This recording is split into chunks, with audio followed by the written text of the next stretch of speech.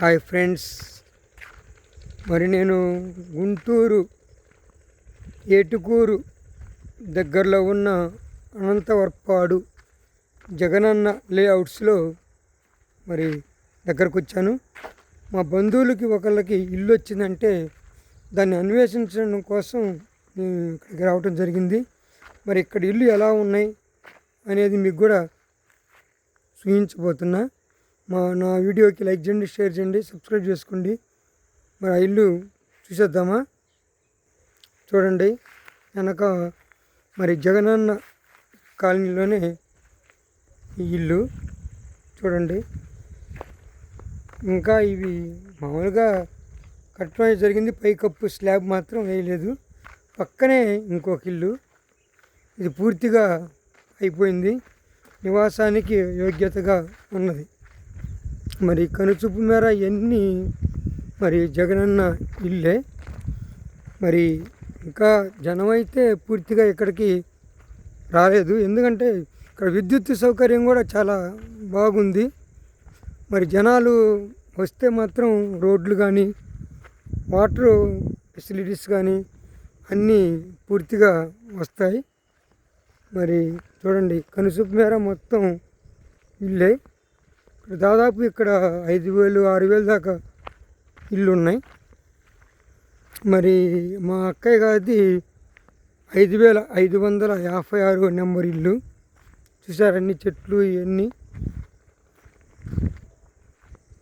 ఇంకా మరి వీడియో చూస్తే లైక్, షేర్, సబ్స్క్రైబ్.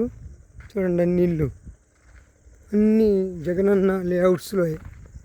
కానీ ఇప్పుడు ఈ ప్రభుత్వం వచ్చిన తర్వాత, చంద్రబాబు గారి ప్రభుత్వం వచ్చాక, ఒక ఇంటికి వచ్చేసి PMRY లోన్ కింద 2,50,000 శాంక్షన్ చేశారు. అవి కట్టక్కర్లేదు. వాటితోటి వీళ్ళు మంచిగా మరి చేసుకోవటం జరుగుతుంది. విద్యుత్తు ఆల్రెడీ విద్యుత్తు కూడా పనిచేస్తూనే ఉంది.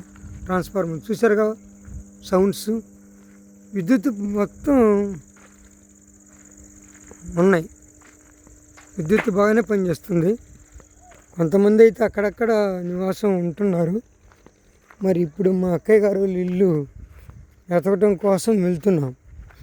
ఇక్కడ ఒక ఇల్లు నివాసానికి అనుకూలంగా ఉంది, ఉంటున్నారు అనుకుంటా.